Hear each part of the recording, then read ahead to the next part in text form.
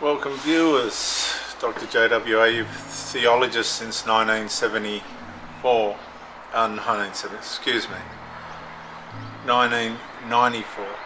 The Life of Muhammad and the Verified Revelation Structure of the People of the Book, Episode 5, The First Revelation Claim.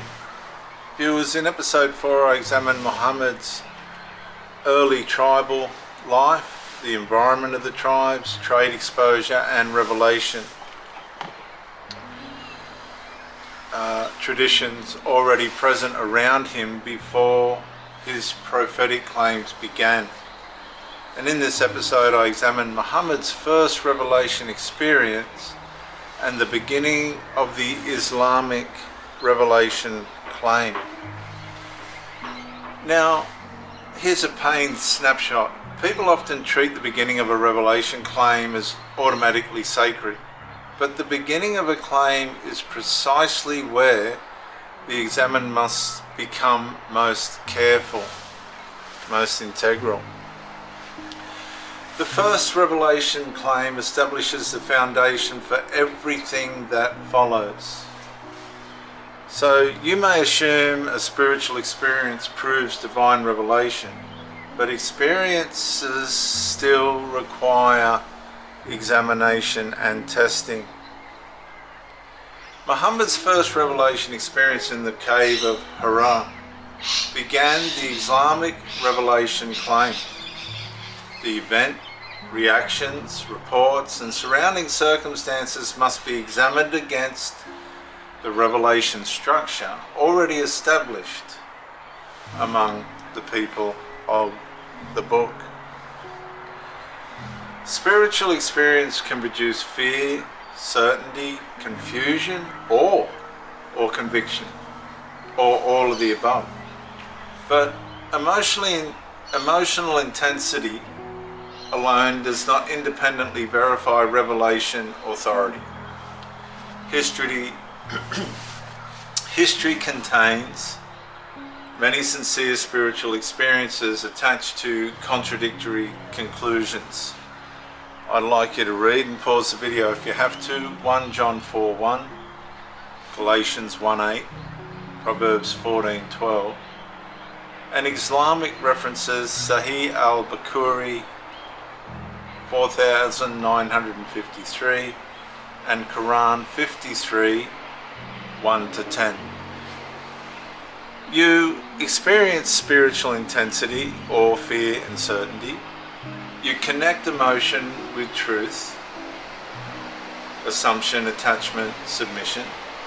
You stop examining the experience, which makes you vulnerable, puts you in exposure and a drifting position away from truth. And this leads to spiritual experiences being accepted before revelation claims are tested structurally. Teaching point number 2. According to early Islamic reports, Muhammad encountered a being in a cave commanding him to read or recite. The experience reportedly produced fear, physical distress, uncertainty, and dependence on kahija and waraka for interpretation. And sorry if I pronounce those names wrong. And this moment becomes the foundation of the Islamic revelation system. Now I'd like you to read Deuteronomy 18:20-22, Isaiah 8:20, and Acts 17:11. Islamic references Sahih al-Bukhari 3, Sahih Muslim 160, and Quran 96 1-5. And you'll see the revelation claim beginning, the origin, the foundation, and the authority based around it.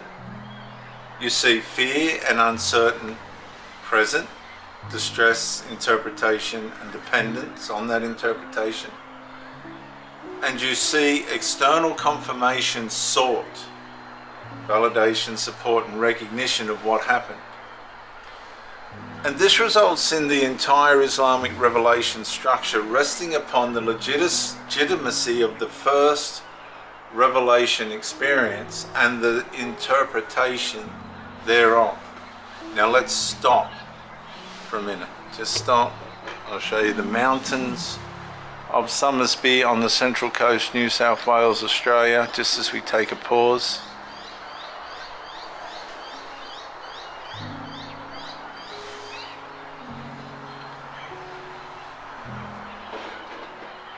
And we'll continue now. Just a brief pause. Teaching point number 3. Once the first revelation claim is examined carefully, the listener understands why origins matter. If the foundation is accepted without testing, everything built upon it inherits assumed authority without verification. Now let's read the people of the book references. Matthew 7:24 through 27. 1 Thessalonians 5:21. Revelation 22:18 through 19. Listen to this, viewers. I'm telling you, I'm stirring up the spiritual realm. I'm stirring it up. Islamic references: Qur'an 17:36, Qur'an 10:94, and Qur'an 53:3 through 4. You'll examine the origin carefully. That's discernment, the stability, and theological conclusive order. You'll test the foundation before accepting the structure. That's verification, analysis, and an integral judgment. And you identify whether the claim aligns, that's continuity or separation of lies from truth, and a verdict. And this places the first revelation experience under examination, where its authority must be tested against the revelation structure already established among the people of the book. So let's look at the pattern clarifier. This is crazy, viewers, I'm telling you. This is crazy. The dogs barking and people fighting. A powerful spiritual experience does not remove the requirement for revelation examination, testing, and verification alongside the structure already established amongst the people of the book. And if we look in the mirror, we may fear examining the origin because the conclusions built upon it may feel too large to question.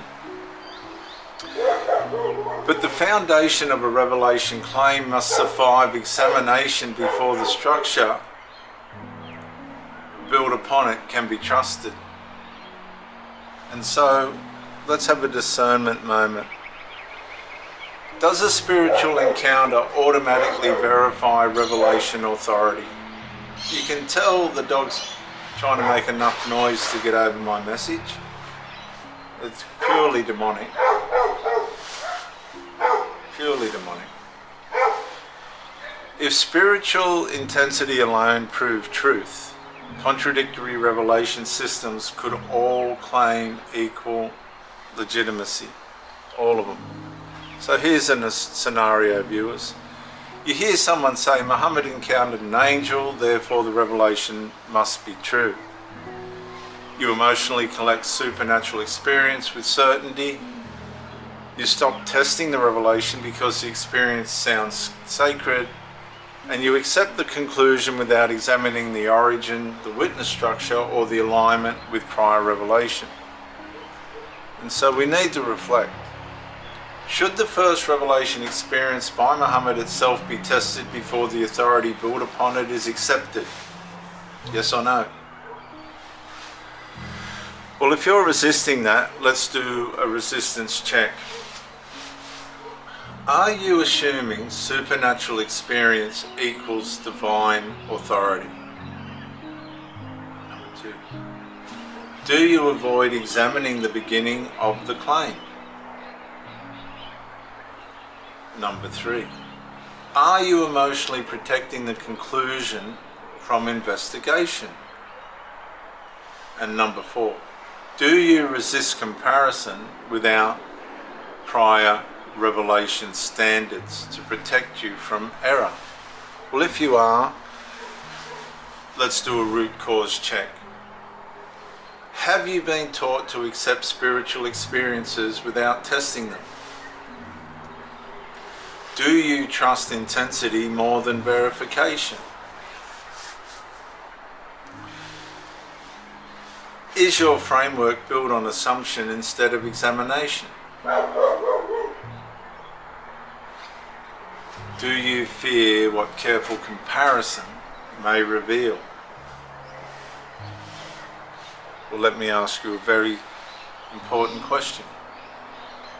If contradictory revelation systems can all claim spiritual experiences, what standard determines which experience carries true authority? Well, let's take immediate action. Pause the video up now. So let's take immediate action. I want you to read, and pause the video if you have to, read 1 John 4:1, Galatians 1:8, Sahih al-Bukhari 3, and Qur'an 96 1-5, and write one sentence. Why must the first revelation experience itself be examined carefully? Why must the first revelation experience itself of Muhammad be examined carefully? In the action. When you hear it was a spiritual experience, therefore it must be true, ask yourself, why must the first revelation experience itself be examined carefully? I'm Dr. J.W. Ayoub, theologist since 1994. Like and subscribe to encourage me. Press the bell if you want more of this content. Comment to educate me, and share to help somebody else. Here's a proverb before we conclude. Better is the man who tests a foundation before building upon it than the one who accepts the structure because the experience appeared powerful. In closing, viewers, if the first revelation claim is accepted without examination and verification, the entire structure built upon it inherits untested authority. And this results in assumed legitimacy instead of verified revelation, unless the foundation itself is tested against the revelation structure already established among the people of the book. In episode 6, viewers, the early Meccan message, the first public proclamations, warnings, monotheistic preaching, persecution, and early Quranic themes are examined chronologically. Viewers, I'll see you in episode 6, the early Meccan message.